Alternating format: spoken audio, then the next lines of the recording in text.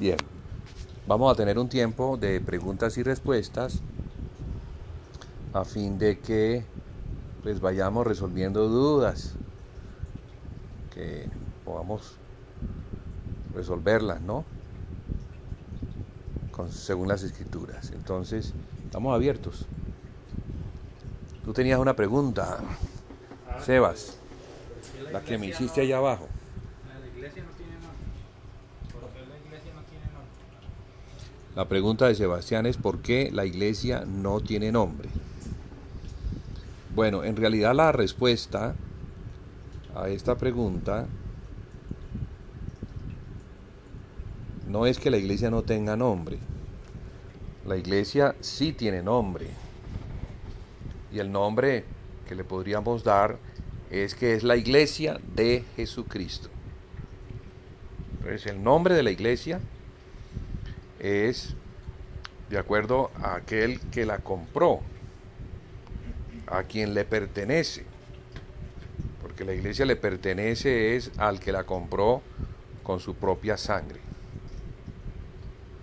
Pero también, si pudiéramos nosotros identificar en el tiempo y en el lugar donde estamos viviendo y debiéramos darle una dirección a dónde enviar las cartas de una determinada iglesia, entonces tendríamos que decir que el nombre de esa localidad, en este caso Costa Rica, se constituye como en el nombre de la iglesia.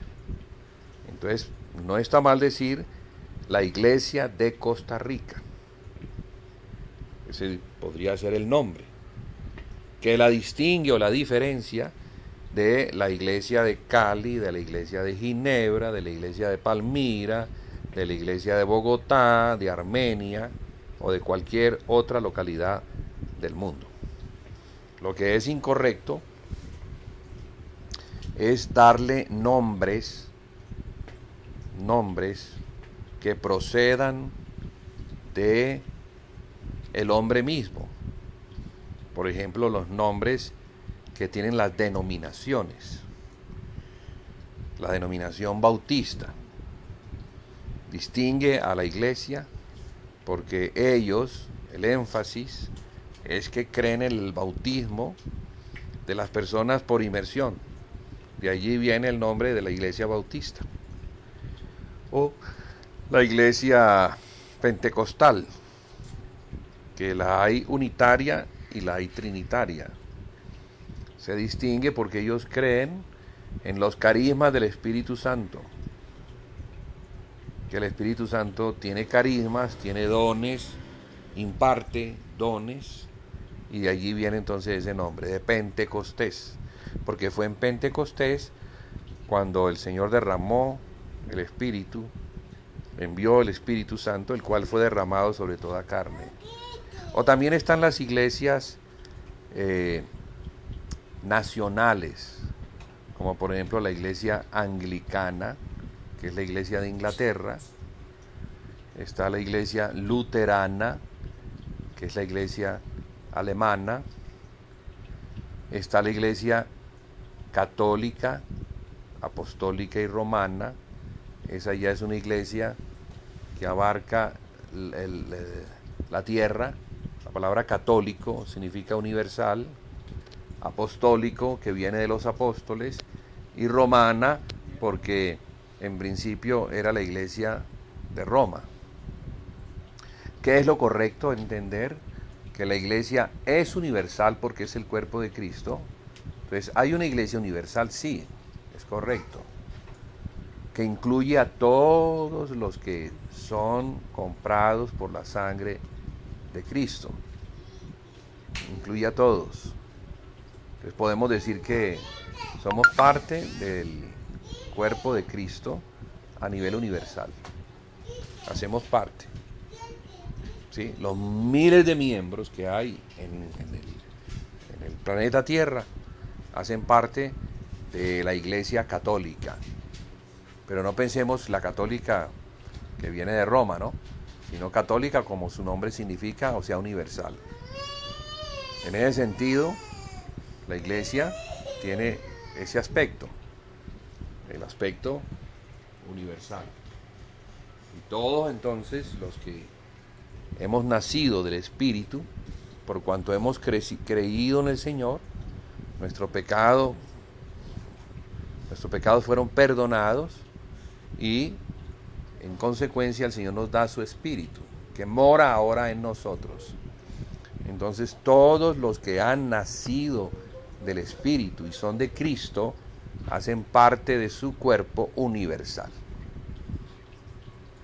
Pero también está el aspecto local, que es el que distingue a la iglesia de otras iglesias. Por ejemplo, la iglesia de Costa Rica es la iglesia de Costa Rica. La iglesia de Ginebra es la iglesia de Ginebra. Y solamente debe haber una iglesia. Así como hay una iglesia universal que distingue a todos los que habitan en el mundo, pero que son de Cristo, asimismo debe haber una iglesia local que incluye a todos los de una determinada localidad. Bien, como hay una iglesia local, la iglesia es la iglesia de Costa Rica. No es la iglesia católica apostólica romana, no es la iglesia pentecostal, no es la iglesia luterana, no es la iglesia anglicana, no es la iglesia, en fin, los nombres que le quieran dar, la iglesia Nazareno, Paz a las Naciones, todas esas denominaciones, lo único que han hecho es fraccionar el cuerpo de Cristo para dividir a los hermanos y llevárselos en sectas, tan separados, en nichos, o en locales, o en lugares. No, eso no es lo bíblico. Dios está restaurando por medio de su Espíritu, está restaurando las verdades bíblicas, para que nosotros, conforme a las verdades bíblicas, caminemos, porque se trata de caminar conforme a la verdad. Gracias a Dios tenemos la verdad que está en las Escrituras, para que no nos dejemos arrastrar por la mentira de Satanás que la introdujo dentro de la cristiandad. Entonces muchos han sido arrastrados por el diablo. No, ahora el Señor, ¿qué es lo que está haciendo? Está sacando un remanente por gracia y lo está estableciendo en la verdad. Entonces la iglesia de Costa Rica es la iglesia que debe estar conformada de todos los que son de Cristo, nacidos del Espíritu. No lo sabemos nosotros, pero Cristo sí lo sabe. Dios sabe quiénes son los suyos. Nosotros no podemos señalar y decir este es o este no es. Solo el Señor sabe. Y como el Señor quiere restaurar su iglesia, la iglesia donde Él sea la cabeza, no sea un hombre, ni una organización humana, ni una denominación, sino la iglesia de Jesucristo, entonces Él es el que está poco a poco añadiendo a las personas, pero debe tener una base a donde ponerlos, ¿cierto?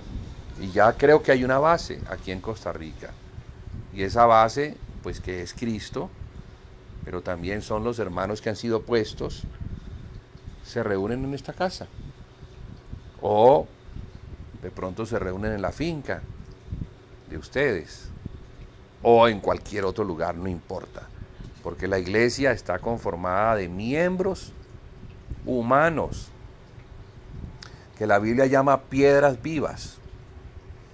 La iglesia no es un edificio, no es una dirección particular, no es un lote que se compró. No, la iglesia es un organismo vivo, conformado de seres vivos, que en su conjunto conforman el cuerpo de Cristo.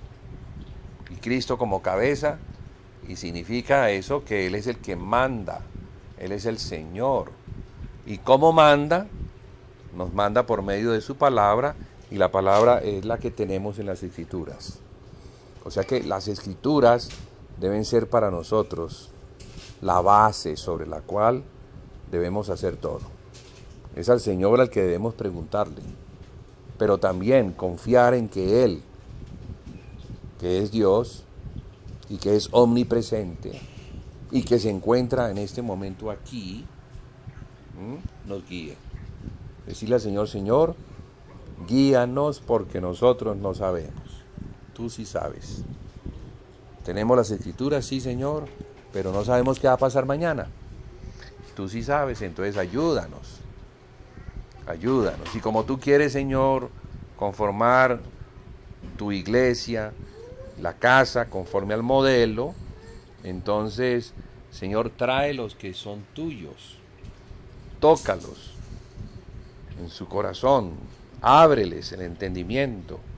Permíteles, Señor, que ellos puedan salir a reunirse donde tú eres la cabeza. Entonces, no sé si eso aclara un poquito lo que es la iglesia. ¿Sí? Porque la idea que tenemos nosotros de iglesia es totalmente deformada por el catolicismo. Nosotros pensamos que la iglesia son los curas, o que es un lugar, o que es un templo. Vamos para la iglesia. Entonces, porque la iglesia es la construcción en donde está el santuario. Entonces, vamos para la iglesia. No, eso es absurdo. No, porque la iglesia es el cuerpo de Cristo. La iglesia no es un edificio, por muy hermoso que sea. No, la iglesia son los miembros que se unen en el Espíritu para hacer el cuerpo de Cristo y Él como la cabeza. Cuando eso lo entendemos, eso nos va a dar mucha libertad. Porque sabemos que en cada reunión nos vamos a reunir es en el Espíritu. Sabemos que Él es el que está en la reunión, Él es el que hace presencia, Él es el que dirige la reunión y la dirige por medio del Espíritu que ha puesto en nosotros. Entonces, si nosotros sabemos activar, digámoslo de esa manera, el Espíritu que está en nosotros, quitando lo que es de carne, entonces lo que va a estar es el Espíritu de Dios. Pero el Espíritu de Dios no trabaja ya solo, sino que trabaja con la colaboración y la contribución de cada miembro. Quiere decir que si el Espíritu está en mí, Él no va a trabajar independientemente de mí. Él quiere que yo sea su colaborador, que yo sea su boca, que sea su voz, para que lo que Él tenga que hablar, lo hable por medio de mi voz. Entonces yo tengo que estar lleno del Espíritu Santo para que cuando abra mi boca, no habla las cosas mías, sino que habla las cosas de Él. Eso es algo que es maravilloso. Eso es lo que Dios ha querido. Desde siempre. Siempre ha querido tener con nosotros una comunión tal que Él pueda vivir en nosotros y nosotros vivir en Él. Y eso es lo que Jesucristo logró por nosotros en la cruz del Calvario. Porque antes no podía, Dios no podía. Dios no podía vivir en el hombre por causa del pecado. El pecado rompió la relación de un Dios santo con un hombre en un estado pecaminoso. Dios es santo, Dios no puede habitar en el hombre en condiciones de pecado. Porque por el pecado se rompió, el hombre cayó, el hombre fue destituido de la gloria de Dios. Por eso lo que vemos en el Antiguo Testamento es un templo edificado por el hombre, sacerdotes, animales que tienen que ser sacrificados, porque esa era la forma que Dios tenía para acercarse al hombre. No tenía otra manera, porque el hombre era carne. ¿Me entienden? Dios es espíritu. Pero por la cruz, por el perdón de pecados obtenido en la cruz, porque en la cruz, ¿qué fue lo que pasó? En la cruz, el pecado que impedía que Dios tuviera relación con el hombre, el pecado fue quitado de delante de Dios. La deuda que el hombre le debía a Dios fue pagada. ¿Quién la pagó? Jesucristo la pagó. Así como por un hombre todos murieron, por un hombre justo, que es Jesucristo, todos entonces viven. Ahí está el balance. Porque alguien diría, pero yo ¿por qué tengo que pagar las consecuencias de Adán, que es mi padre, que fue el que pecó? No me parece justo que yo tenga que nacer con la mácula del pecado. Allí no veo a Dios justo. Hay reclamación, ¿no?, del hombre. Pero eso es una realidad. Adán trajo el pecado y todos sus hijos nacieron con la condición pecaminosa. Eso no hay nada que se pueda hacer en contra. Pero entonces pongamos el otro lado de la balanza. Por eso tenía que venir otro hombre, llamado el segundo hombre o el segundo Adán, justo, como lo era Adán antes del pecado, vivir como un hombre santo, para que el sacrificio de ese hombre fuera aceptado por Dios. Porque Dios no iba a aceptar el pago que exigía de un hombre injusto, ¿no? Dios creó al hombre justo, bueno, en gran manera. Y Él quería que se restituyera lo que Él había entregado. Voy a dar un ejemplo. Si yo compro un carro, 0 kilómetros, lo saco y lo choco, yo no puedo devolverlo ya al concesionario y decirle, recíbame ese carro como nuevo. No, desde que ya lo saqué ya es un carro de segunda. Y más si está chocado. Entonces Dios no podía aceptar el pago que exigía de un hombre que estuviese de segunda y además chocado. Eso significa en estado pecaminoso. No, tenía que ser un hombre perfecto. Por eso Jesús, o por eso Dios, el Hijo de Dios, tomó carne. Eso es algo que escapa a nuestro entendimiento, el amor de Dios.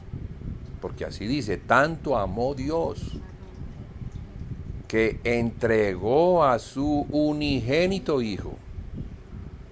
Lo entregó. Hay que entender qué fue lo que entregó. Lo ofreció porque tenía que cumplirse la justicia de Dios. Entonces allí vemos que Dios es justo. Dios no puede borrar el pecado porque sería injusto. No, Dios tiene que cumplir justicia. Y en la justicia, así como el hombre pecó y fue destituido porque se le había dicho que si comía moriría, eso se cumplió porque la palabra de Dios se cumple. La palabra de Dios no es, no, me voy a arrepentir porque no, de pronto dije algo demasiado fuerte y, ahora comió, entonces voy a tener que matar al hombre. Sí, claro, el hombre tenía que morir. El hombre tenía que morir. Porque la palabra se tenía que cumplir. Entonces, otro hombre es el que paga. Y ya, el pago es perfecto. ¿Cómo sabemos que el pago es perfecto? ¿Cuál es la evidencia de que Dios recibió el sacrificio de Jesús y lo aceptó? La resurrección. Jesús no tenía pecado. Porque no tenía pecado, exactamente. Como no tenía pecado, entonces Dios tuvo que resucitarlo. No podía quedarse muerto, porque no tenía pecado. Todos los hombres que son hijos de Adán mueren y no resucitan porque están en una condición de pecado. La muerte los retiene. La muerte eterna los retiene. Porque esa muerte es eterna. Nunca jamás iban a levantarse de sus tumbas. Una muerte eterna. Pero mire lo que hace Jesús. Jesús muere, Jesús es resucitado, por cuanto no tiene pecado, Y en su resurrección se lleva la cautividad que se encuentra en ese lugar de muerte eterna.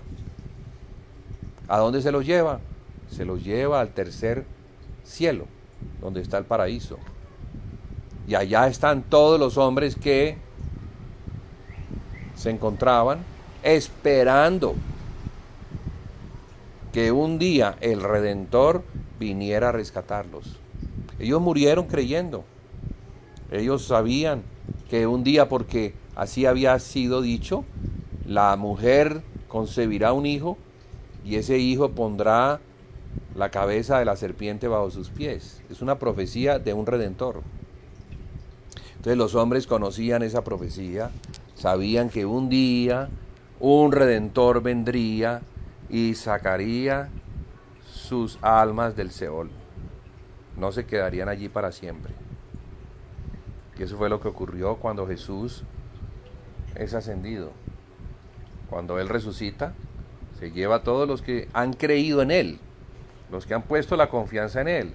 Porque los que no pusieron confianza en el Redentor, ellos están allá esperando que llegue el juicio.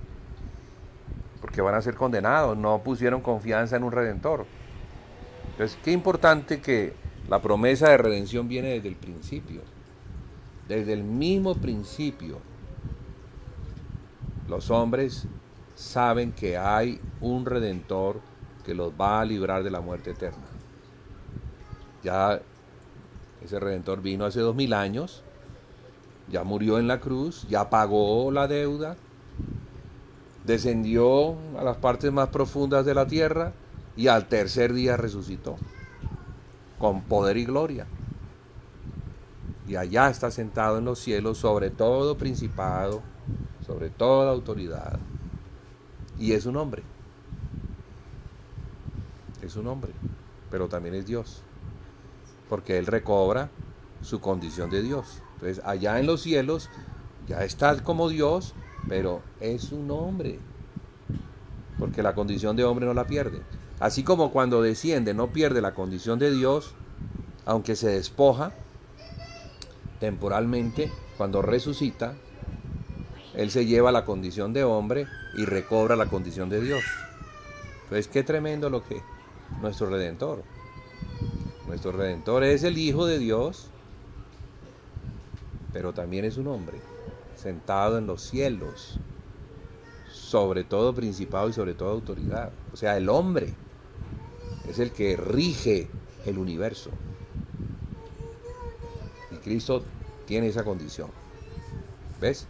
Entonces, por eso el hombre que es salvado de su pecado, de la condición de muerte en la que se encuentra por el pecado de Adán, no solamente al identificarse con Cristo en la cruz, muere con Cristo. Quiere decir que si murió con Cristo, también Él en Cristo paga la deuda. Entonces ya no se le puede reclamar al hombre que cree en Cristo que le debe algo a Dios. No, porque juntamente con Cristo Él murió. ¿No ve que Cristo se identificó con la raza humana? Al identificarse con la raza humana, todos los hombres se encuentran en Cristo. Y todos los hombres que le reconocen como el Salvador, entonces también se encontraron en la cruz, pagándole a Dios en Cristo la deuda que el hombre le debía. Ya no hay más condenación para los que están en Cristo. Ya no hay más condenación, no hay manera de que el hombre se pierda, porque al haber aceptado a Cristo, Él ya pagó también juntamente con Cristo. Pero como Cristo no quedó en la tumba, sino que resucitó, también juntamente con Cristo, el hombre ha resucitado y se ha sentado en los lugares celestiales. No en la carne, en el Espíritu, porque en el Espíritu fuimos llevados a la cruz y en el Espíritu fuimos trasladados también a los lugares celestiales. O sea que el hombre que está sentado allá en los lugares celestiales es un hombre corporativo. No es un hombre individual, no es solamente Cristo como cabeza, sino que es Cristo que tiene un cuerpo, que somos nosotros la iglesia. ¿Sí lo podemos ver así? O sea, imagínense allá a Jesús sentado en el trono del Padre, pero ahora es Cristo, la cabeza de un cuerpo. Y ese cuerpo, ¿en dónde está sentado? En los lugares celestiales. Entonces yo quiero que veamos eso. Que nosotros en el Espíritu somos el cuerpo de Cristo. No hay una rotura. No, allá no hay una cabeza y acá hay un cuerpo. No, la cabeza y el cuerpo están unidos. Están unidos, estamos unidos a Cristo por el Espíritu. Entonces, por el Espíritu, vuelvo y repito, fuimos llevados juntamente con Cristo a la cruz. Por eso Pablo dice, con Cristo estoy juntamente crucificado. Eso dice él, con Cristo estoy juntamente crucificado. Y ya no vivo yo. ¿Por qué no vive? Porque murió con Cristo. Mas ahora Cristo vive en mí. Porque eso fue lo que logró Cristo. Al pagar la deuda, me compró. Con su sangre me limpió y me adquirió como posesión perpetua para Él, para que yo fuera su cuerpo. Qué cosa, ¿no? Entonces, aunque ha resucitado un hombre, ese hombre es corporativo, porque tiene la capacidad de incluirnos. Así como Adán es un hombre corporativo, conformado de un hombre y una mujer, varón y hembra, es un hombre corporativo del cual procedemos todos nosotros. Ahora, por la obra del segundo hombre, Dios nos incluyó en él, para que fuéramos el segundo hombre, hiciéramos parte del segundo hombre. Él la cabeza, nosotros el cuerpo. Él el esposo, nosotros la esposa. Él el rey, nosotros la reina. Ningún rey se sienta sin tener una reina. Entonces él está sentado en el trono y al lado está la reina, que somos nosotros. Porque los dos, es que en el Señor, cuando el Señor ve a los dos los ve como uno. Por eso dice, dejará el hombre a padre y madre, se unirá a su mujer y los dos serán una sola carne. ¿Cómo es eso? Este lenguaje de Dios tan extraño. Pues sí, porque primero fue el varón y del varón Dios extrajo a la mujer. Entonces la mujer procede del varón. Misterio, ¿cierto? Pero así fue. Entonces, son dos, pero en realidad Dios los ve como uno. La mujer procede del varón, así como la iglesia procede de Cristo. Entonces, en lo natural podemos ver las realidades espirituales. Génesis 2 nos muestra al varón solo. No es bueno que el hombre esté solo, dice Dios. Le daré una ayuda idónea. Entonces duerme Adán y del costado de Adán extrae a la mujer. Y luego se la presenta y Adán se enamora de esa mujer porque es preciosa, porque es su compañera, porque es idónea, porque es tan diferente a él, pero es el complemento de él, que es lo mejor. El mejor regalo que Dios le pudo haber dado al hombre es la idónea. La mujer es su complemento, su media naranja, una sombra de Cristo y la iglesia. También podríamos decir que el padre ve a su hijo y dice, no es bueno que mi hijo esté solo, voy a darle una ayuda idónea. Entonces la ayuda idónea se convierte en el cuerpo. Imagínense, hermanos, que nosotros tengamos la cabeza pero no tengamos el cuerpo. ¿Cómo sería eso? Nosotros queriendo desplazarnos y no tener quien nos ayude a desplazarnos. Queriendo comer y no tener bracitos. Queriendo dormir y no tener cómo recostarnos. Solo cabeza. O lo otro también, que es horrendo. Un cuerpo sin cabeza. Un cuerpo sin cabeza, ¿cómo puede recibir instrucciones? No, es algo muerto. Entonces, mi hermano, ahora que usted estaba orando y diciendo que no, Señor, nosotros, tú no nos necesitas, sí, sí nos necesita. Aunque Dios es autosuficiente y podría decir no necesito de nada ni de nadie, se ha hecho dependiente. O sea que Cristo nos necesita. Porque si nosotros, que somos su cuerpo, no nos ponemos en el entendimiento de lo que somos y obramos conforme a lo que somos, entonces la cabeza, ¿cómo queda? Queda mal. Queda mal. Él está esperando entonces que nosotros entendamos lo que somos, que tomemos la posición que nos corresponde, que conforme a lo que se nos ha dado en Cristo, recibamos por fe y obremos conforme a lo que Dios dice que ha dado. Porque así es como ocurren los milagros. Un milagro no es algo que aparece porque sí. Un milagro es el resultado de la fe de alguien que conoce algo de Dios y dice, Dios es fiel.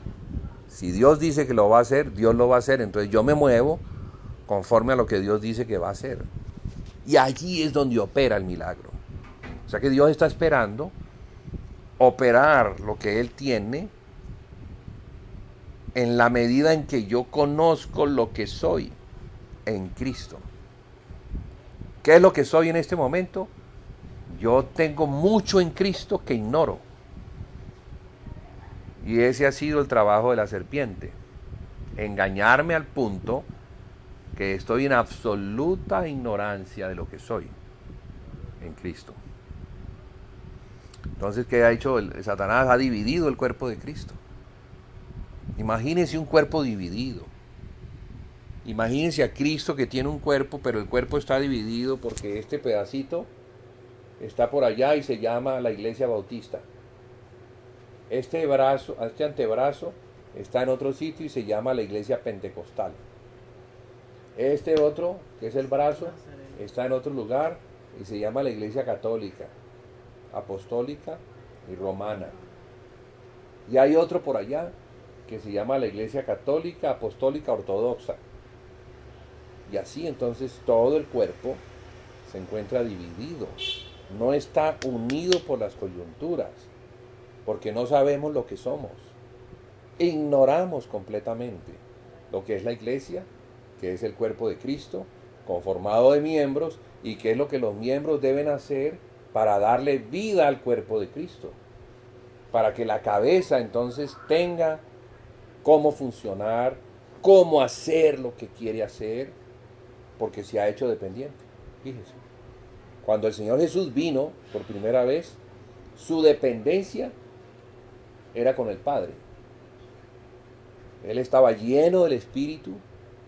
Al estar lleno del Espíritu, su cuerpo funcionaba y lo llevaba a donde tenía que ir. No tenía problema con su cuerpo. Siempre lo llevó, siempre caminó, pudo hablar, pudo poner las manos, o sea que le sirvió perfecto. Pero ahora que nosotros somos su cuerpo, no puede funcionar. No puede funcionar porque no sabemos en dónde es nuestro lugar. Estamos partidos, unos por allá, otros por acá, otros... ¿Sí imagina la destrucción? El desastre. Entonces, está llegando el tiempo por el Espíritu en que el Señor está abriéndonos las Escrituras y nos está mostrando cómo es que es. Cómo era la iglesia al principio, cómo los apóstoles la entendieron, cómo la enseñaron, cómo funcionaron, cómo se reunían, qué era lo que hacían, y cómo Dios entonces, al ver eso, que estaba perfecto, sincronizado, operaba con poder. ¿Ves? Entonces, como operaba con poder, ¿qué podía hacer Satanás? No, Satanás tenía que salir corriendo de allí, porque Cristo estaba manifestándose por medio de su cuerpo, que es la iglesia. Pero entonces si está dividido, se cumple lo que dice la palabra, divide y vencerás. Entonces nos ha dividido y por eso es que Él es el que es el dueño de las ciudades, Él es el que hace lo que le da la gana, porque los cristianos no saben cómo sacarlo de la ciudad. Entonces, hermanos, esto es urgente para Costa Rica. Para mí me causa tristeza ver como el estado de... Yo sé que es por ignorancia, pero la ignorancia me lleva a la apatía. La apatía me lleva al no me importa. Una reunioncita allí, ¿eso qué? Porque es que ni siquiera nos estamos presentando como Satanás se presenta. No, una gran catedral, no, es que llegó la iglesia de Costa Rica. Esta sí, esta es una catedral y es de oro y vitrales y órgano y todo lo que afecta a mis sentidos naturales. Ahí sí irían todos. Pero es que así no es. Eso es lo que el diablo quiere. Por eso ha engañado a todo el mundo. Por eso todo el mundo va detrás de los sentidos naturales, de lo que le huele bien, de lo que oye bien, de lo que se ve bonito. Pero no es lo que se ve bonito. No, es la verdad. Eso es lo que es bonito para Dios.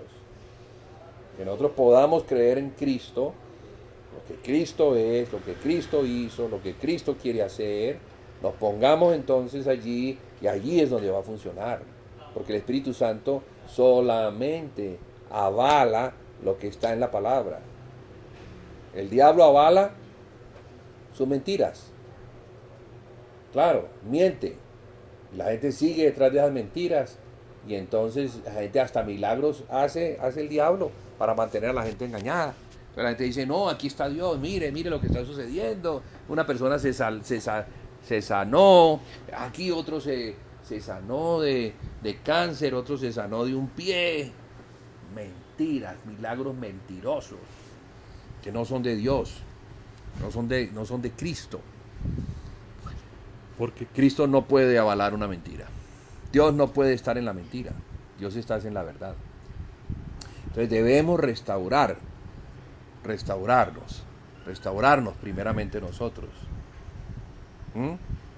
Decidir seguir la verdad, caminar en lo que es escritural, lo que es bíblico. Y poco a poco, créanme hermanos, porque yo ya he visto el proceso, nosotros ya lo vivimos, también empezamos así, con muchas dificultades, pero con el tiempo uno va viendo la fidelidad de Dios. Uno va viendo que Dios responde a la fidelidad, Dios va añadiendo lo que es su pueblo. Porque también vamos a experimentar, también van a experimentar ustedes como nosotros, que venía mucha gente, pero no eran los que Él había traído. Y como no eran los que Él había traído, así mismo como llegaban, así se iban. Entonces tuvimos reuniones de mucha gente y después de un tiempo emigraban. Y es como dice Juan en su primera carta, estaban con nosotros, pero no eran de nosotros, porque si hubieran sido de nosotros, habrían permanecido con nosotros. Entonces, ¿qué es lo que permanece? Lo que es del Señor. Lo que no es del Señor no permanece. ¿Ves? Entonces es el tiempo el que nos va a permitir saber si de verdad nosotros fuimos establecidos. Porque nosotros mismos tenemos que ser probados. Nosotros mismos, en la verdad. Y los que llegan van a ser probados en la verdad. Entonces el que se mantiene en la verdad, ese es el que permanece. Porque la palabra de Dios permanece. Lo que Dios ha hablado, eso permanece. Es lo único que va a permanecer. El cielo y la tierra van a pasar. Costa Rica va a pasar. Todo va a pasar. Pero la palabra de Dios no va a pasar. Jesús dice que hasta que la última coma no se cumpla, porque todo se va a cumplir. En la palabra todo, absolutamente todo se va a cumplir. Entonces todo va a permanecer hasta que lo último, Jesús habla de una coma, o sea, de algo muy pequeño, hasta que lo último que Dios ha hablado se cumpla. Cuando todo se cumpla, entonces todo lo que ha estado allí como testigo presencial de las cosas que Dios ha dicho que iba a hacer y que termina haciendo, entonces estas cosas van a pasar. Y más vale que nosotros permanezcamos. ¿Ves? O sea que la iglesia es un asunto muy, muy especial, muy precioso y que demanda de nosotros fe, o sea, confianza en Dios. La iglesia no es un asunto natural, de cosas bonitas, para la carne, no, son bonitas para el espíritu, aunque eso no quiere decir que no estemos de pronto en un sitio agradable, en un río, en una finca, en una casa bonita como esta, pero a veces nos va a tocar estar en sitios que no son tan agradables, porque la iglesia no tiene que ver con el sitio, la iglesia tiene que ver es con la persona. Imagínense el Señor que viene del cielo y nació en un pesebre. ¿Ah? ¿Se imagina lo que es un pesebre? ¿Ah? ¿Qué hay en un pesebre? Alimañas, orines de estiércol, olores, moscas. Allí nació el Señor Jesús, el que viene del cielo, de los lugares. Imagínense lo que puede ser el cielo. No, nada que ver con la tierra. La tierra tiene lugares muy preciosos, pero el cielo es infinitamente superior. Pero Él desciende y viene y nace en un como para mostrarnos que no es el sitio, no es el sitio. No debemos nosotros dejarnos deslumbrar por el sitio.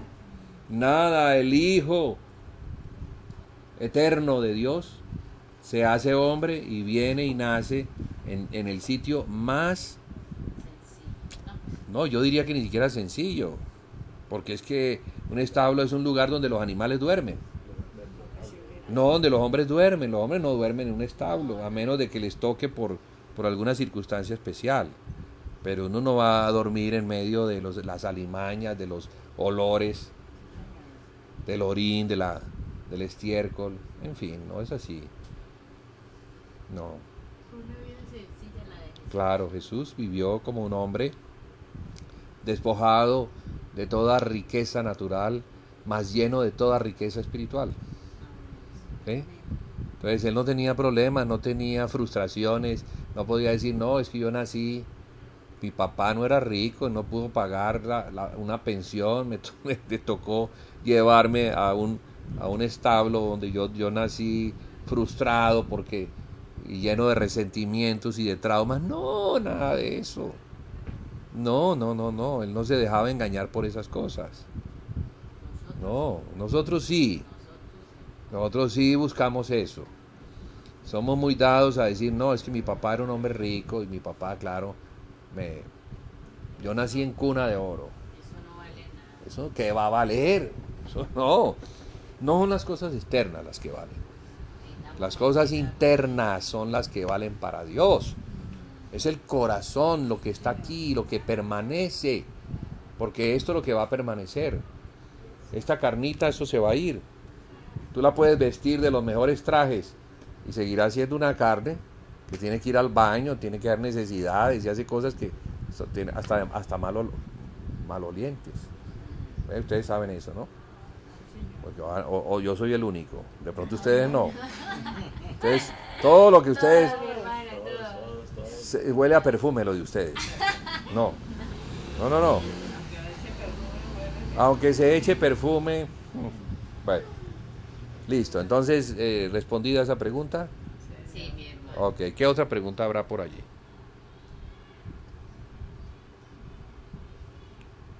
Hermano, ¿por qué dicen que el Hijo de Dios tuvo más hermanos? Que no era él el único Ya, hijo de María. listo. La pregunta es, ¿por qué dicen que el Hijo de Dios tuvo más hermanos? Más hermanos, sí. La respuesta parecida a la respuesta de la primera pregunta. Sí, señor. Primero, él no nació como hijo de Dios. Exactamente. Él no nació como hijo de Dios, nació como hijo del hombre, porque se despojó de ser igual a Dios y tomó la semejanza humana. Entonces nació como ¿quién? Nació como un hijo del hombre. O sea, él es hijo de María. Pero también, como fue engendrado por el Espíritu, es hijo de Dios. ¿Verdad?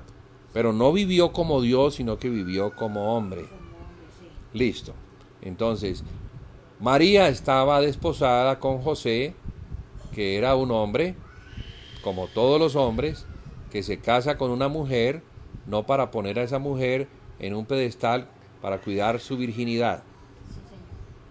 ¿O tú crees que sí? No, yo creo que él no era un hombre así. Yo creo que era un hombre dotado, con capacidad para darle hijos a esa mujer. Y la Biblia dice que le dio hijos. Entonces, como le dio hijos, esos hijos eran ¿qué? De Jesús. Eran hermanos. Exactamente. Entonces la Biblia menciona no solamente hermanos, sino hermanas. O sea que José le dio varios hijos a María y varias hijas. Era una familia normal, como las familias judías llenas de hijos. Era normal que los judíos tuvieran 7, 8, 10, 11, 12 hijos. Eso era lo normal. Es más, hasta hace no muchos años, las familias en Colombia también eran numerosas. Era lo normal. Lo anormal que se ve ahora, porque estamos viviendo en un mundo anormal, es que las parejas no tengan hijos. También es anormal que no tengan sino un hijo. También es anormal que no tengan sino 2. Ay, por lo menos 2 la parejita.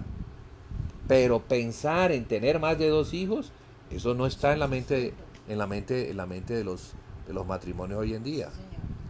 O sea que la cultura ha hecho una degradación y ha llevado a las parejas ¿a qué? A no creerle a Dios. Cristianos ya no le creen a Dios, no creen en el mandamiento de reproducirse, de ser fructíferos, de llenar la tierra. ¿Cómo se va a llenar la tierra?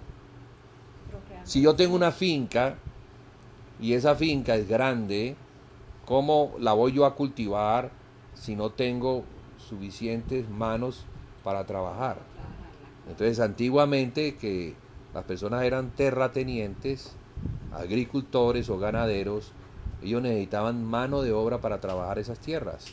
¿Y de dónde salían esas manos de obra? De los hijos. O sea que los hijos no solamente trabajaban en la tierra que era su tierra, la tierra del padre, pero también la de ellos, porque la iban a heredar, sino que llenaban la tierra. Pero hoy en día no. Hoy en día tener un hijo es, ¿sabe qué piensa un padre? No, qué estorbo. Ese hijo hay que cuidarlo, hay que alimentarlo. ¿Cuánto va a costar eso? Luego hay que llevarlo al colegio. ¿Cuánto va a costar el colegio? Luego la universidad. ¿Cuánto va a costar la universidad? Hacen las operaciones y al final dicen, no, eso es imposible. Lo ven como un problema en vez de una bendición. O como están de duros los tiempos. ¿Ah? Como están de duros los tiempos. Sí, como está de duro el tiempo, ¿cómo vamos a alimentar a estos muchachos? Entonces se les olvida que Dios es el que constituyó el matrimonio y el que dio el mandamiento. Entonces, si Dios da un mandamiento, Dios es el que está detrás del mandamiento. Dios es el que está detrás de la bendición. Algo va a ocurrir que viene de Dios por la fe que yo le tengo a Dios. ¿Para qué? Para que yo tenga la suficiente capacidad de mantener a mi familia. Porque le estoy cumpliendo a Dios. Entonces, en la obediencia a Dios está la bendición. En el conocimiento de lo que Dios habla y en la obediencia a lo que Dios habla está la bendición. No hay bendición cuando el hombre ignora o conociendo no le cree. Porque eso también sucede. Conoce pero no cree. Entonces la incredulidad siempre va a traer como consecuencia que Dios no mete la mano. No se va a ver la gloria de Dios. La gloria de Dios se ve es cuando el hombre cree, cuando tiene fe. Bueno, ¿respondida la pregunta, hermana? Sí, hermano. Bueno. Donde come uno, come dos, come tres. Sí, claro. Había un dicho que decía que todo hijo viene con el pan debajo del brazo. Eso decían. Claro, pero dichos populares. Pero la verdad es que hay una bendición cuando los matrimonios están ordenados en el Señor. En el Señor. O sea, hay que mirar al Señor. Y las parejas mirando al Señor se ordenan. Y tienen, conforme al mandamiento, hijos. Porque los hijos son preciosos. Los hijos enriquecen, los hijos traen alegría, los hijos traen una abundancia especial, que tal vez no traen cosas materiales, pero traen un enriquecimiento de lo que en realidad es la vida. Es que a veces confundimos lo material con lo que en realidad es la vida. La vida, aunque requiere de cosas materiales, no depende de las cosas materiales. No, la vida depende más de cómo está mi relación con Dios. Porque si mi relación con Dios está bien, entonces la relación que yo tengo con los hombres está bien también. Y si mi relación con los hombres está bien, entonces Dios bendice eso. Y Dios lo prospera. Y entonces Dios me da todo lo que yo necesito en cuanto a lo material. Pero además me enriquece con su vida. Entonces yo llego a tener el gozo que nadie me lo va a quitar. El gozo es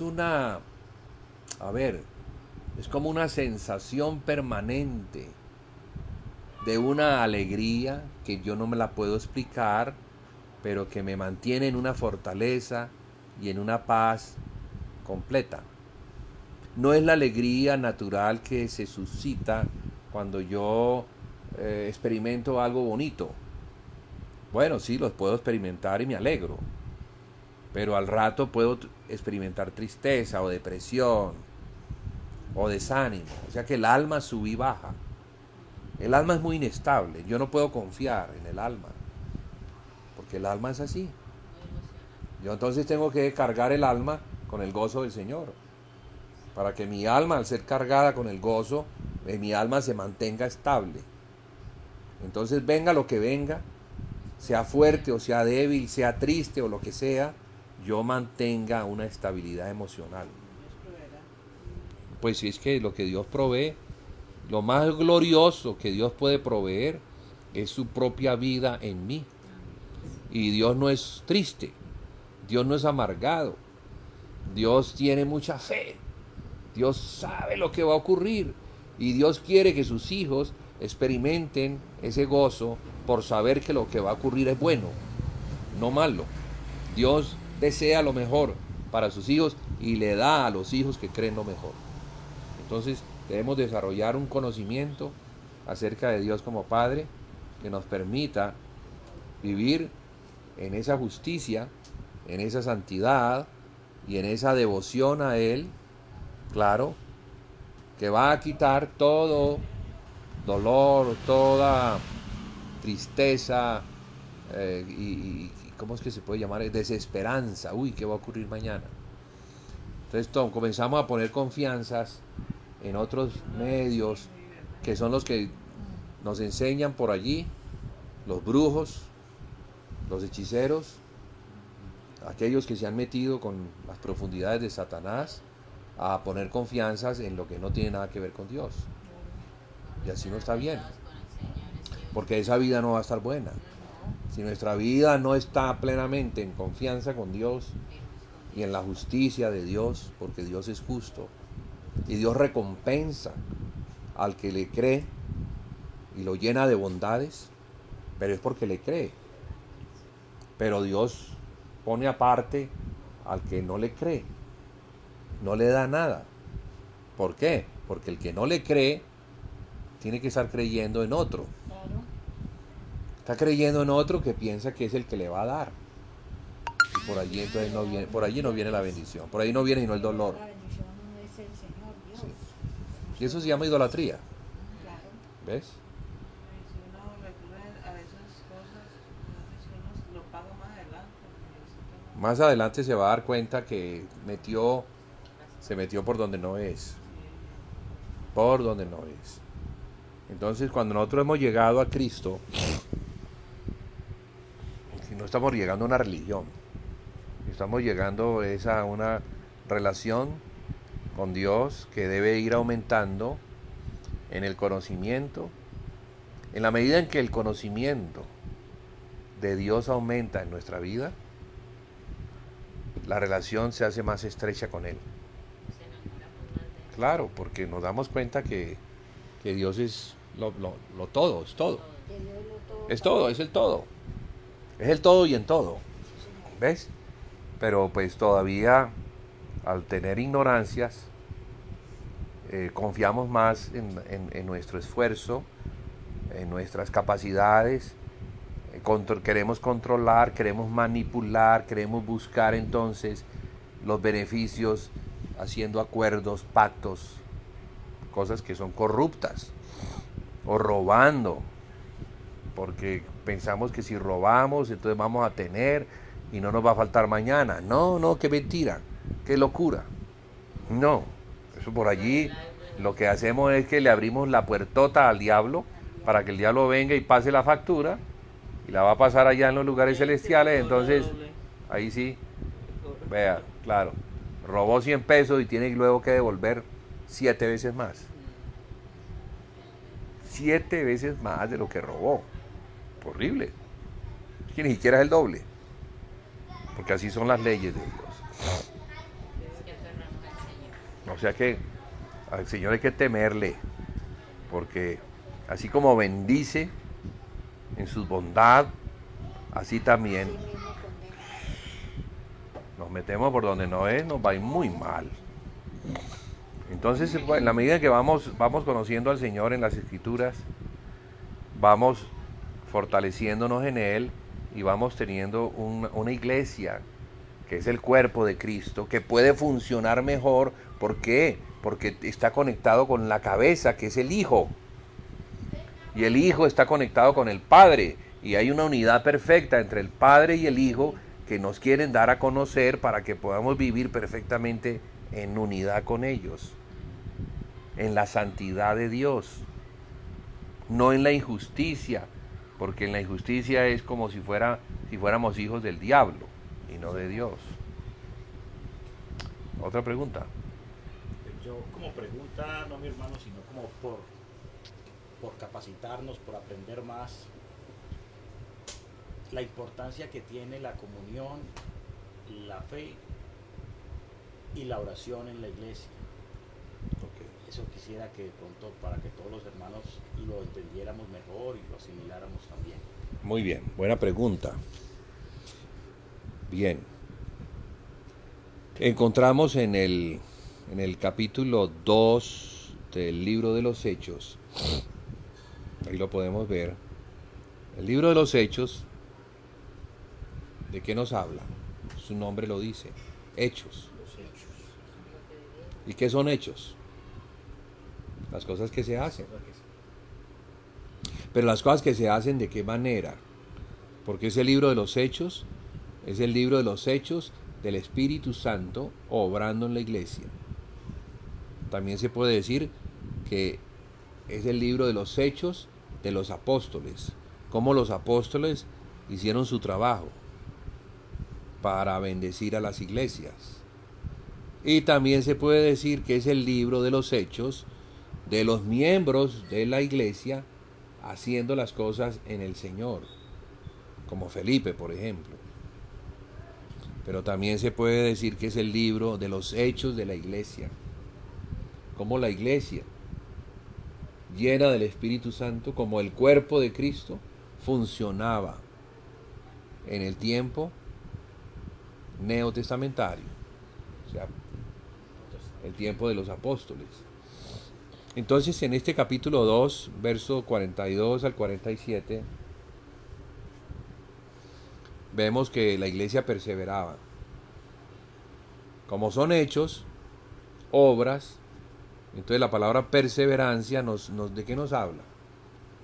De aquellas cosas en las que permanentemente ellos estaban. ¿Ves? Es una vida. Y es una vida ahora que ya la vivimos es por el Espíritu. No como antes se vivía fuera de Dios, sin el Espíritu, como marionetas de Satanás, sin saber, que es lo peor. Porque ese es lo peor de ser del diablo, es que ni siquiera sabemos que somos del diablo y que el diablo nos controla. Y que controla nuestras vidas y se ríe de nosotros porque somos sus marionetas y nos lleva ¿a dónde? A la destrucción. Ese es el trabajo de él. Pero cuando llegamos al Señor, las cosas se cambian. Porque el Señor no nos trata como marionetas. Tiene mucho respeto por nuestras decisiones. Él espera que nosotros, de buena voluntad, nos decidamos por Él.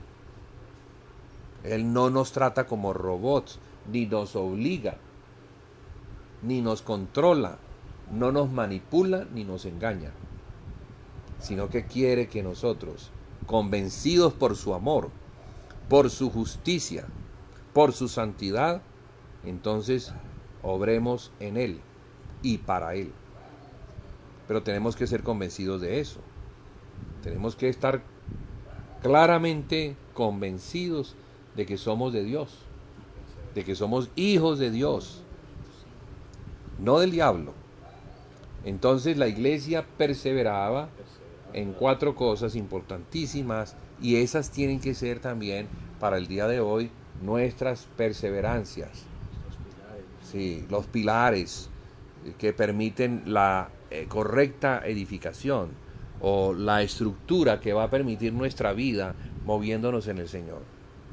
Lo primero es la doctrina de los apóstoles, que nos habla de la palabra, porque la palabra es el fundamento, y sin fundamento pues nada se puede hacer. La otra palabra que se usa es arraigado o raíz. Porque ¿qué es la raíz? La raíz es la que sustenta el árbol, pero además de sustentarlo, es la que lo nutre. Sin raíces, el árbol no recibiría la nutrición necesaria para dar fruto, y entonces moriría, no habrían frutos y también se caería. Entonces nosotros estamos arraigados en Cristo. Cristo es la raíz. Nosotros somos como el árbol o las ramas que, unidas a Él, a la fija vamos a dar fruto, y abundante, porque ese es buen árbol. Pero también vamos a estar puestos sobre un fundamento, y ese fundamento es la palabra de Dios, la cual encontramos la Biblia la llama la doctrina de los apóstoles, porque fue a los apóstoles a los que el Señor encargó el trabajo de mostrarles a la iglesia, mostrarles a Cristo desde el principio por medio del Evangelio, mostrar lo que Cristo es, lo que Cristo hizo, y luego establecerlo sobre Cristo, para que estando establecidos sobre Cristo, la iglesia pueda entonces edificar, o arraigados, la iglesia pueda crecer y dar fruto. 2 palabras que nos hablan de una manera muy clara y perfecta acerca de lo que somos en el Señor. Entonces debe haber palabra, porque la palabra no solamente es el fundamento, sino que también es una semilla. Es comparada con semillas que son guardadas en el corazón, y en su tiempo ellas van a dar un fruto. Entonces yo tengo que estar muy atento, ¿sí? Nutriéndome de esas palabras, guardando esas palabras, meditando en las palabras, para que las palabras no se me olviden. Entonces no solamente debo oírlas, sino volverlas a oír y meditar en ellas, y yo me acuesto y entonces comienzo a recordar lo que oí y medito en lo que oí, y esa meditación en las cosas que he oído de Dios es lo que genera un trabajo en la semilla que ha sido sembrada. Es como si la tierra comenzara a trabajar para que la cáscara de la semilla se muriera y permitiera que lo que está allá adentro, el germen, que salga, brote, porque ya no se puede quedar enterrada, sino que debe emerger, y emerge, y entonces ya comienza a buscar hacia dónde debe crecer. Eso nos quedó por señal.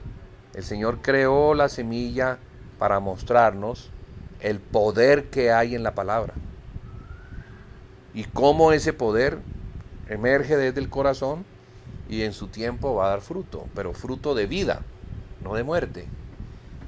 Porque las palabras del Señor son espíritu y son vida. Y deben ser atesoradas, o sea, guardadas como tesoros.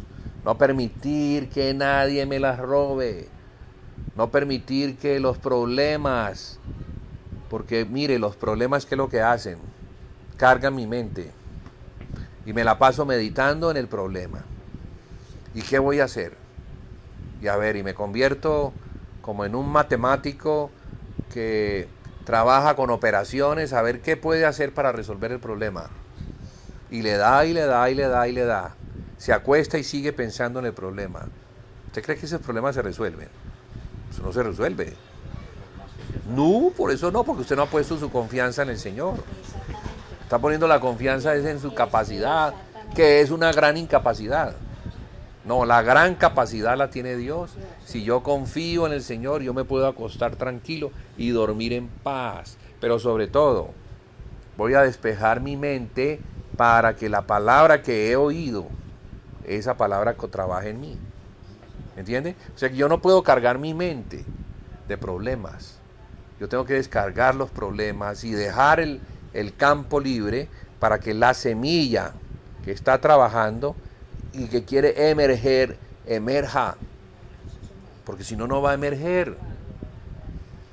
El Señor comparó, habló de una parábola, que es una comparación. Entonces Él comparaba la labranza, un labrador, un campo, y este labrador tirando semillas, porque va a ser un sembradío, ¿se llama? Sí. Un sembradío. Pero dice que alguna semilla cayó junto al camino. El camino está pisoteado. Entonces lo que está pisoteado está duro, y lo que está duro no permite que la semilla profundice. O sea que la semilla queda afuera. Y si queda afuera, Echa raíz y muere porque le dan al... claro. O las aves que están buscando comida se comen esa semilla. Y entonces, ¿a dónde queda esa semilla?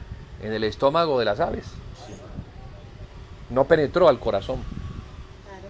Otra semilla cae entre abrojos. Y los abrojos son como maleza, ¿cierto?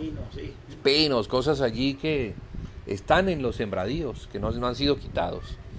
Esa semilla trata de sacar la raíz, pero la raíz no se agarra bien, y como no está agarrándose bien, al final se muere esa siembrita.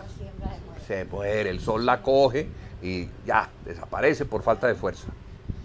Otra semilla cae entre piedras y pasa lo mismo. La raíz no se, claro, entonces también muere. El calor de la piedra la quema. Pero la semilla que cae en buena tierra, esa semilla sí da buen fruto y produce al 30, al 60 y al 100 por uno. O sea que por cada grano puede producir 30 granos. En algunos.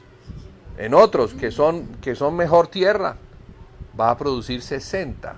Y en otros que meditan más, produce el 100 por uno. O sea que el Señor muestra también que depende de mí. No depende de Él. Depende del cuidado que yo le dé a la palabra. Entonces, hermanos, esto nos enseña algo muy importante. No solamente oír la palabra, sino meditar en la palabra. ¿Y qué es meditar en la palabra? Bueno, Señor, has hablado, hoy nos has hablado de esto. Yo no quiero ser un terreno duro, que se olvidadizo, sino que quiero ser un terreno bueno. Entonces me dispongo, Señor, ¿para qué? Tú sigas hablándome. A ver, Señor, quiero meditar en esa palabra. ¿Cómo hago? La grabación. Alguien grabó esa palabra. Listo. Voy a volverla a oír. Conecto. Vuelvo a oír. Y allí me pongo a oír esa palabra.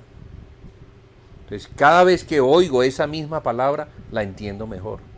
Es como si ella penetrara y abriera camino y como que se arraigara y comenzara ella a florecer.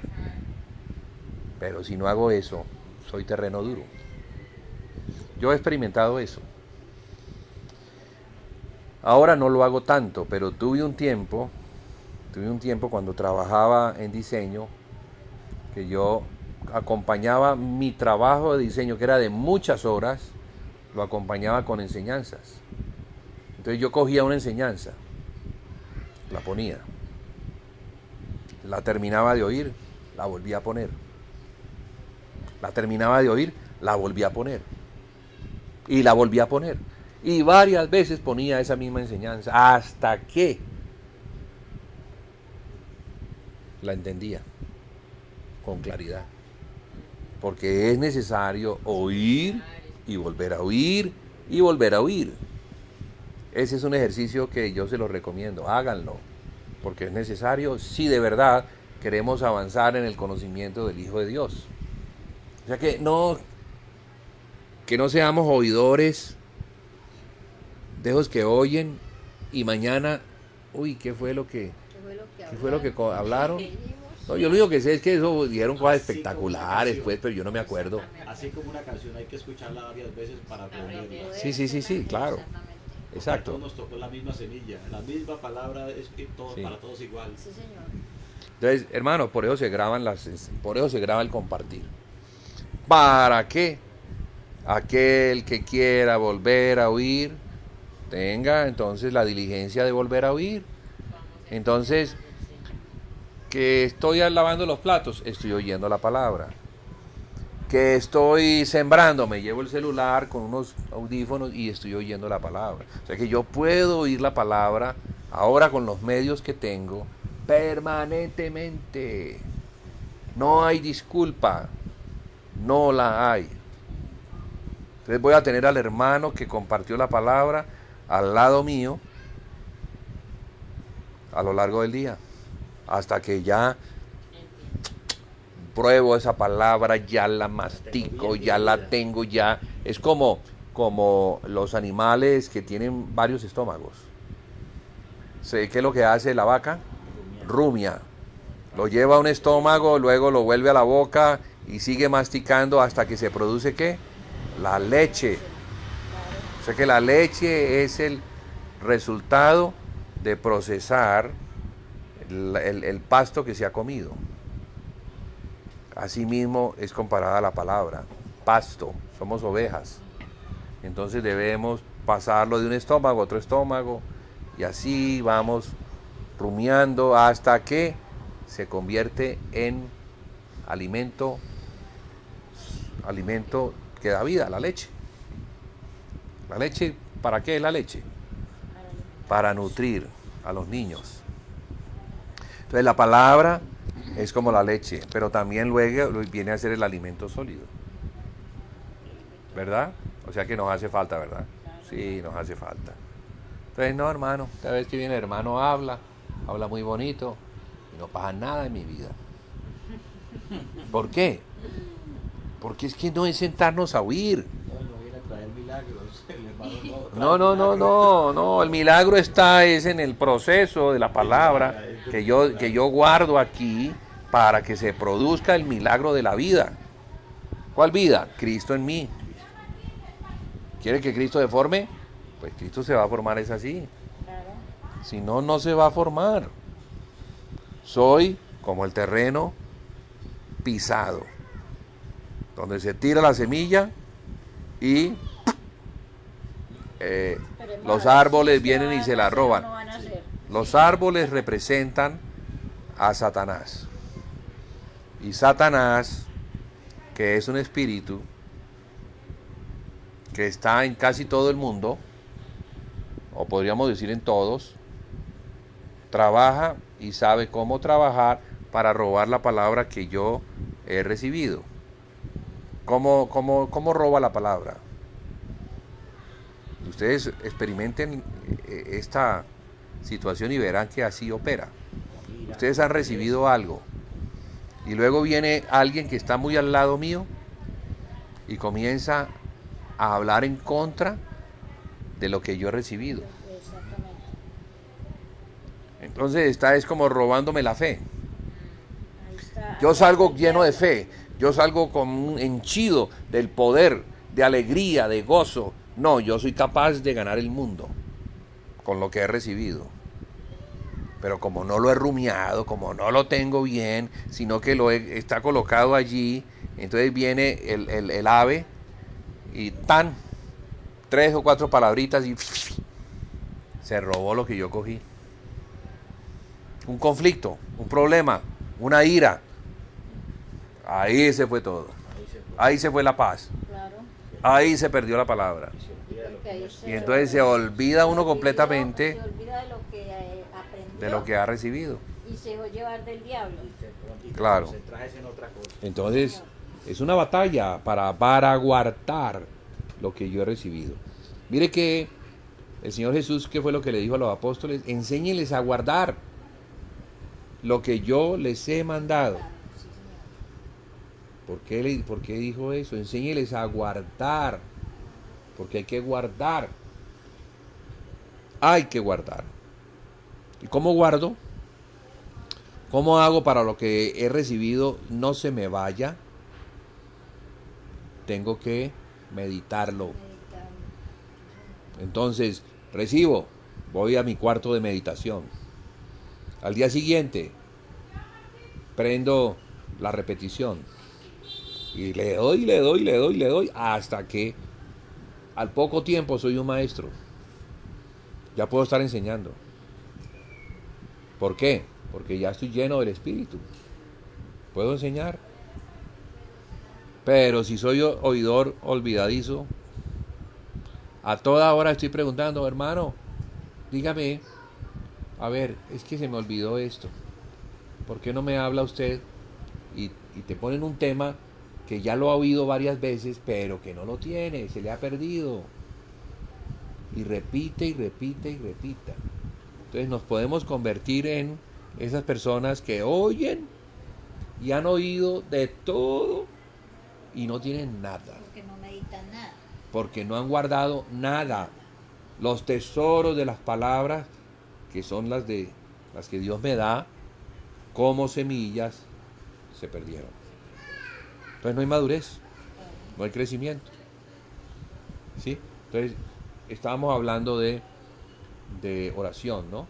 También. La pregunta tuya, que comenzó con el perseverar en la doctrina de los apóstoles, que es la palabra. Luego viene la comunión. La comunión es importantísima.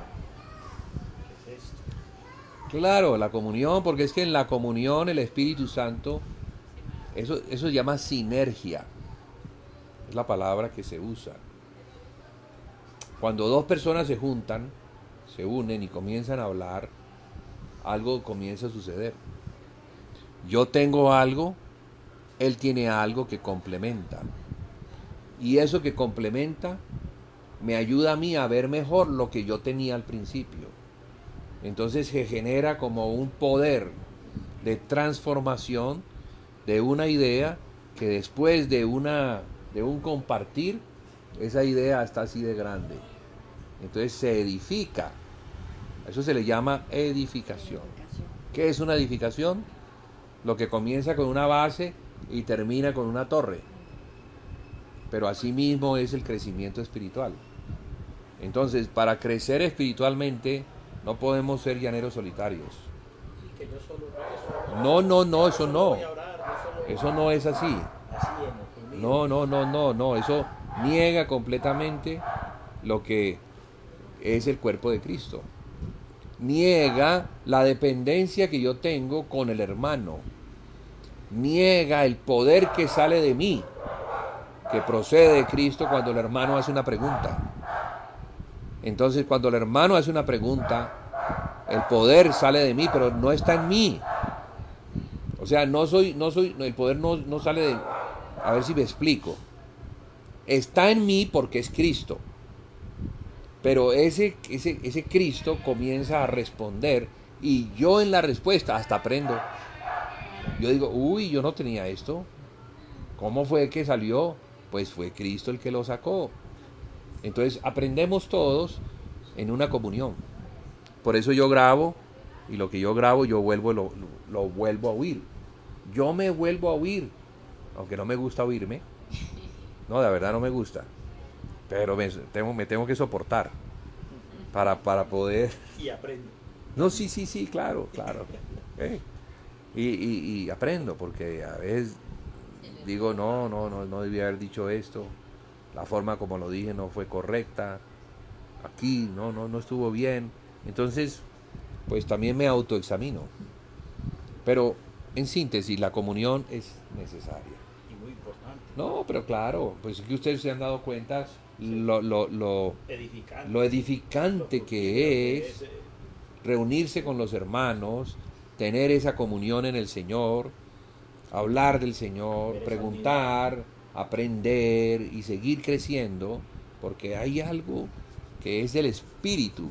O sea, yo puedo experimentar, es como el gozo del Señor cuando a Él se le pregunta, porque es que cuando se le pregunta al hermano, no es que el hermano tenga la sabiduría porque él sea sabio en sí mismo, no, es porque el que habita en el hermano es el Espíritu. Y como tiene más experiencia, entonces esa experiencia fluye. Pero de pronto viene otro hermano que está más experimentado, entonces yo necesito también la experiencia de él. Pero de pronto también hay un hermano que no es experimentado, pero tiene sabiduría que a mí me sorprende. Y yo puedo decir, uy, este hermano con tan poquito tiempo en el Señor y ya mire lo que está diciendo, hasta yo aprendo. ¿Por qué? Porque es el Señor. Es el Señor que se mueve en todos y nos permite a todos compartir la vida que del Señor hay en nosotros. Entonces ustedes pueden tener reuniones de muchos tipos. Pueden tener la reunión de enseñanza que es magistral, donde un hermano viene y les enseña, pero pueden tener reuniones de mutualidad que se reúnen para orar, para compartir la palabra, para abrir las escrituras, leer porciones, tener libros de hermanos y decir, bueno hermano, vamos a reunirnos hoy para leer un capítulo de este libro. Eso nosotros lo hemos hecho y es muy edificante. Nos reunimos y alguien entonces es el encargado de leer y luego hace como comentarios a lo que se ha leído. Edifica muchísimo. Tenemos muchos recursos que ustedes pueden utilizar todos los días si quieren. Porque mire, Costa Rica tiene una ventaja sobre Cali. Para nosotros reunirnos, hay hermanos que viven a 2 horas del lugar. Digo 2 horas porque tienen que coger un bus, ese bus está en el tráfico, las horas son complicadas, entonces el hermano tiene que salir a las 5 de la tarde para poder llegar a las 7 de la noche. Y a veces no llega a las 7, sino que llega a las 7:30. Y a veces hasta las 8. Pero ustedes no necesitan coger nada, a pie, porque viven a 4 cuadras. La mayoría viven a 4 cuadras de distancia. Terminan de trabajar, antes de cenar, se vienen y se reúnen y deciden, vamos a orar primero. Hermano, vamos a orar por la situación, vamos a orar por las familias, vamos a orar por la iglesia, vamos a orar por una hermana que está enferma. Vamos a orar por los niños de esa hermana. Vamos a orar para que el Señor tome el control. Tantas cosas por qué orar. Vamos a orar, que es importante que el Señor intervenga en nuestras vidas. Vamos a orar por esta familia que no ha vuelto a reunirse. Porque somos un solo cuerpo en Cristo. Exactamente, entonces cuando el cuerpo de Cristo se reúne para orar, eso sí el Padre lo recibe esas oraciones, porque es Cristo mismo orando delante del Padre. ¿Sí? Entonces en cuanto a la oración es muy importante. En cuanto a las reuniones, no esperen que yo venga. Ustedes se pueden reunir. Ustedes pueden coger un libro. Bueno, vamos a leer un libro. Y hoy leemos esta parte, mañana leemos esta parte. O las escrituras. O vamos a volver a oír la enseñanza del hermano. O vamos a oír la enseñanza de Gino. O la enseñanza de otro hermano. Pero mantengan una comunión que les permita estrechar lazos en el Señor. Fortalecerse, crecer, aumentar el poder de Cristo en nosotros. Depende de ustedes. El Señor lo ha dejado todo disponible, pero nosotros somos negligentes, somos perezosos, estamos acostumbrados a los vicios de la vida antigua y entonces por eso es que no le damos el espacio al Señor. Y luego nos estamos quejando de que nos está yendo mal. Pues claro que nos va a ir mal, porque no estamos... Después de todos los recursos que el Señor nos ha dado, no somos diligentes, ¿verdad? Menospreciamos al Señor mismo, no le damos la importancia, no lo ponemos en primer lugar. Debe estar en primer lugar. Y si Él está en primer lugar, todas las cosas son resueltas. Todo se resuelve sin esfuerzo. Pero no, como hay incredulidad, entonces tenemos que esforzarnos mucho para tratar de resolver las cosas y el Señor no está, porque no está en el primer lugar. Entonces la comunión nos ayuda a aprender a depender del Señor. ¿Por qué? Porque la comunión es la comunión de los miembros que se reúnen bajo la cabeza, para que Cristo sea el todo y en todos, para decirle al Señor Jesús, que es la cabeza, Señor Jesús, tú que estás en el trono, nosotros que estamos aquí, pero en el Espíritu estamos unidos, ayúdanos, sácanos de este problema. Señor, levanta la iglesia en Costa Rica, establece un candelero, Señor, para la gloria tuya, para que Satanás sea sacado de este lugar. Eso es lo que Él quiere. Él quiere reinar. ¿Sí? Un reino que sea en el Espíritu. Amén. Entonces, la comunión logra esas cosas. La otra pregunta era, mi hermano. Sí, perseverar en la fe. Bueno, la fe es eso, ¿no? Perseverar en la fe es perseverar en el Señor, en la palabra, en aquellas cosas que el Señor nos va mostrando, pero que vamos aprendiendo a mantenerlas en nosotros, ¿sí? ¿Sí?